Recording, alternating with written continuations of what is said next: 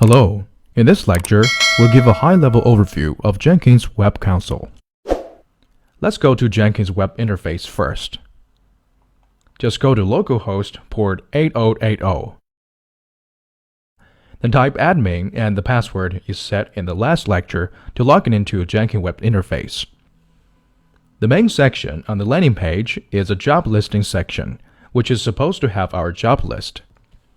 However, since this is a fresh installation of Jenkins, therefore no jobs are listed yet. On the left-hand side, there are some menu items, build queue, and build executor status. Let's take a look at these menu items. A new item. The item refers to a job or a project. So this menu item helps us to create a new job. Next is people. This menu item manages users within Jenkins. Build history shows us a history of builds in this Jenkins instance.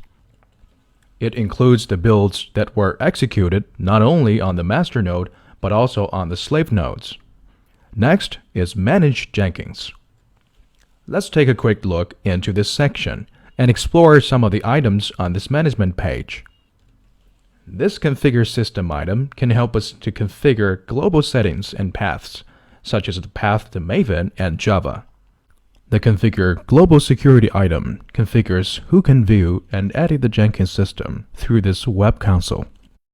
The Manage Plugins item can add, remove, disable, or enable plugins that can extend the functionality of Jenkins. We will explore Jenkins plugins in greater detail in a separate lecture.